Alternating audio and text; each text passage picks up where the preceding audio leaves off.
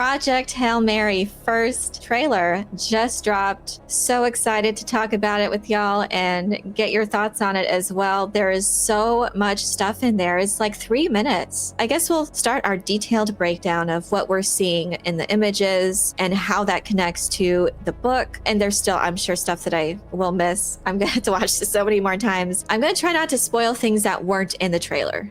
So Ryland wakes up, similar to the novel, straight up wakes up from the coma with the robot asking what his name is. Please state your name. He's been zipped up in this bag. You see the zipper goes all the way up to the top of his head. So he has all he needs as far as like nutrients. So this is the state that he's been in for years, several years. That's interesting too, because in the book, he was cared for by a robot. But yeah, I'm pretty sure the robot took care of grooming. So there's some creative liberties there. That was going to be some pretty high-tech VFX if they were going to have the robot do that. But I think they did a good job. So yes, he comes out and he has very much been in this coma for several years. It's an indication of how long he's been in space. So I do like that they kept that. Obviously, yeah, he does groom himself later. We do see that shot. So he says his name, so he remembers that.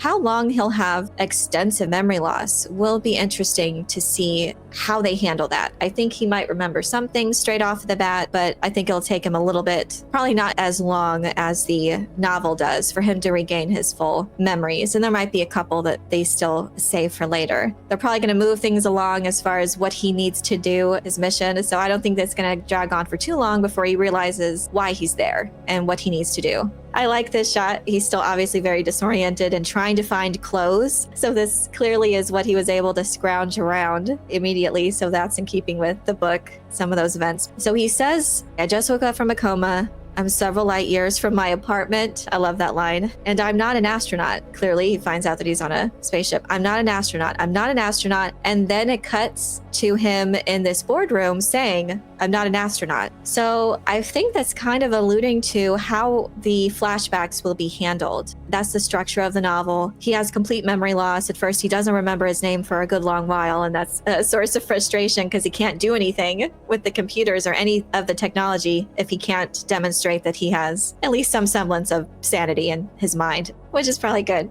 So usually his memory, something will trigger it. It's a gradual process and something will happen. A word or a color will then trigger a flashback to the past that's relevant to what's happening to him in the present. So I think this might allude to some of that structure that we're going to see in the film. We're going to see him wake up from the coma and have that disorientation. He's going through trying to figure stuff out. He's probably sitting in that chair thinking, I'm not an astronaut. And then we cut back to the past and he's being talked to about the mission and who could qualify to go. They need all the individuals that could possibly go. Obviously, at this point, he's a candidate. So Ava Stratt says the sun is dying. You are the only scientists who might know what this is. So that was cut to another scene when he's asked to investigate the astrophage. I have a feeling they're going to streamline a lot of this beginning parts of the novel, like as far as his investigation of the astrophage, because that took a little while too to figure out what it is. And he was even only brought on because he did a paper that life doesn't need water.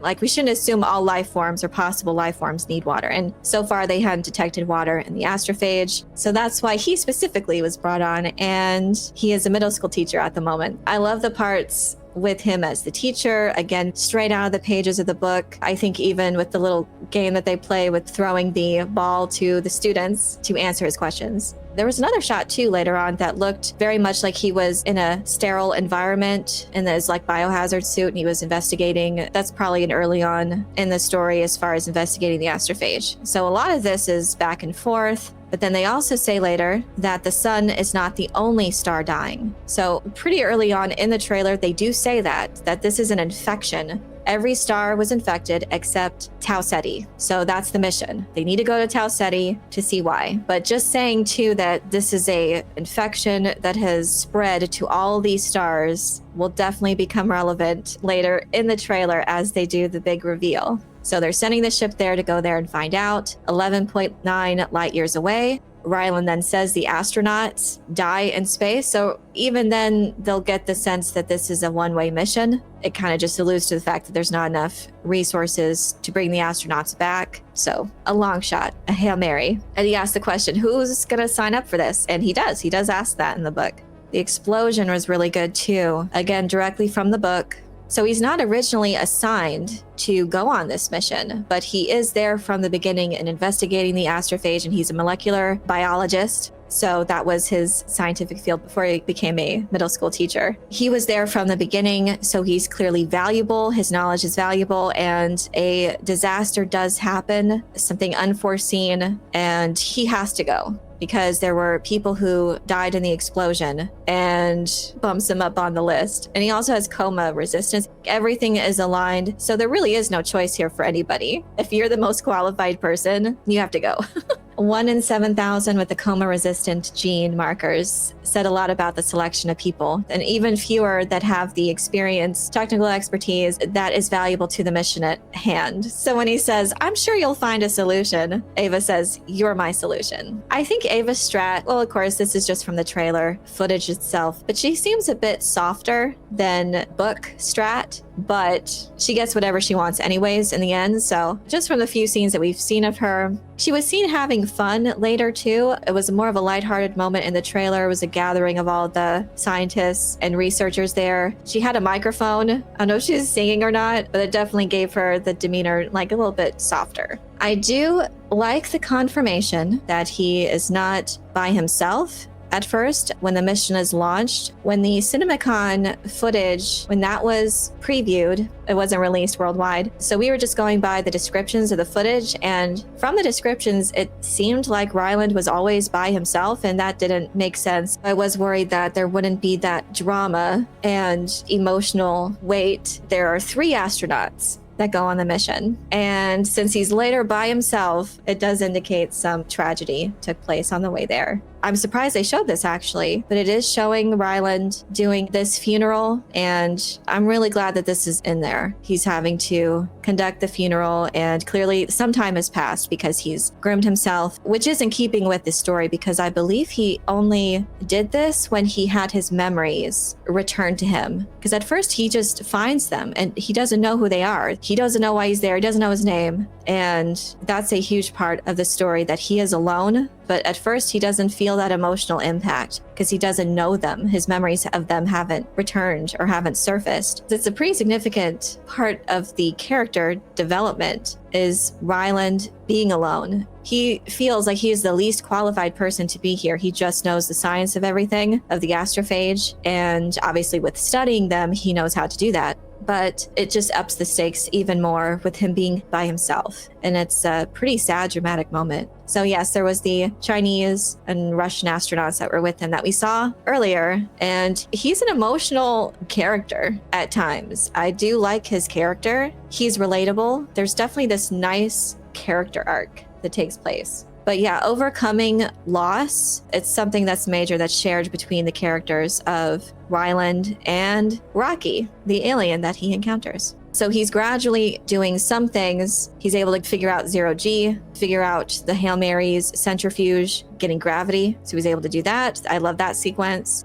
This is what I was waiting for as far as just the stunning imagery. And this does appear to be some sort of cloud, the Petrova line, possibly. It definitely seems to be an indicator of astrophage. Not entirely sure. And it looks amazing. This is going to be like interstellar levels of gorgeous imagery. And the Hail Mary, the construction of it, it is a bit different. I think all the books show the design of the ship. The design of the ship is very simple, as described in the book. This has some differences. It'll be cool to see how, with this design, the centrifuge works. But it looks cool. It looks like 3 tubular sections. That is probably where the astrophage is stored, and the main living quarters are on the center. But I like it. I like the design and how the gravity works. I always thought that that was a neat thing about the Hail Mary. That's something that they had to figure out. A design of this new ship, and he had to have gravity in order to do science, because this isn't just, okay, we're sending you off into space. You have to be sent off into space to then figure out a solution to mankind's survival. So you have to have all the tools necessary to be able to find a solution. So all of the research tools you're going to need, scientific tools, all of that, you would need gravity for all your scientific instruments to work. This scene here, though, I'm wondering if it's the package that Rocky sends to him initially, because he had to go out and get that or catch it. So I wonder if he's catching the cylinder here. He's reaching for something, and that's my guess. So yeah, there's these series of exchanges of cylinders. So it could be any of those. They're probably going to simplify that. Maybe there'll just be one exchange. Okay, I screamed when I saw this. I squealed like a little girl. This ship design is so awesome. It is so stunning. It's so unique. It's so beautiful. It's so cool. So some of the descriptors, some of the people that were in attendance at CinemaCon, they thought that the ship looked like wood, and I guess the inside too is of the same material. So after that initial exchange of those series of cylinders and communications, he wants to come over. So this whole sequence I loved. I like how it looks, and it doesn't look wooden. It looks like, I don't know why I'm thinking of the Fortress of Solitude. It looks like slate. Wood would not have been my first impression, but it does look so different. And I guess I could see where some might get that impression. But yeah, the outside of the ship though just looked superb.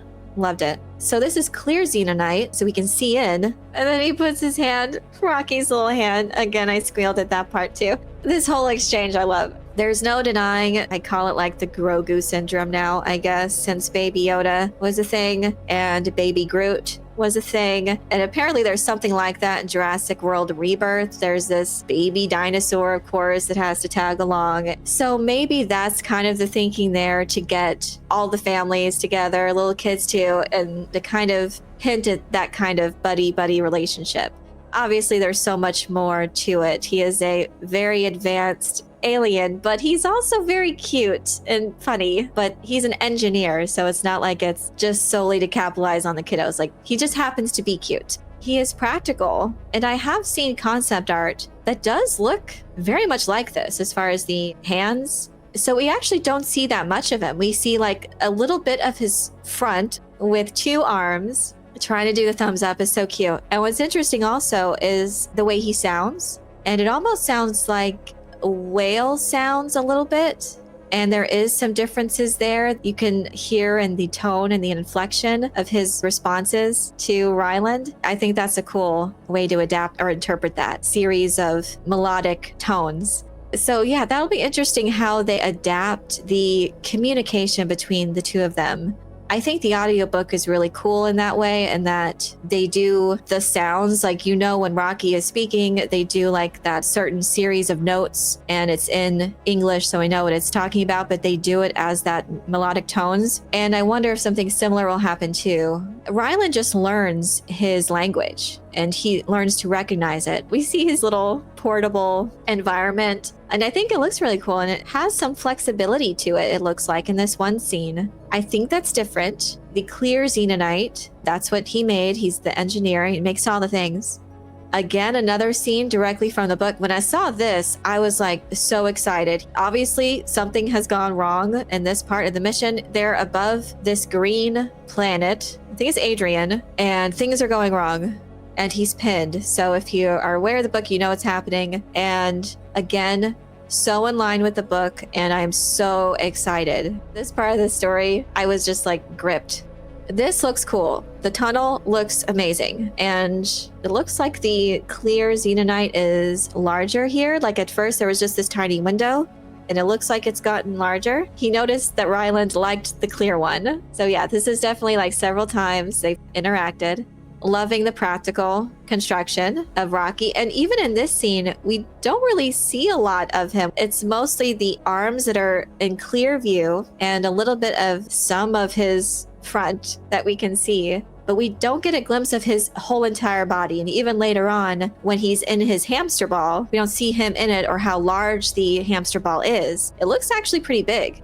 Something that's interesting is Ryland is talking to the computer he's recording, and that's something they did in The Martian as well. So there's a lot of internal dialogue, especially because Ryland is by himself for a good portion. But I like how they're adapting the parts where he's thinking to himself, but he's recording it. I think that's a line where he was thinking to himself, like, so I'm an alien, at least he's not growing in me. I think that was taken directly from the book.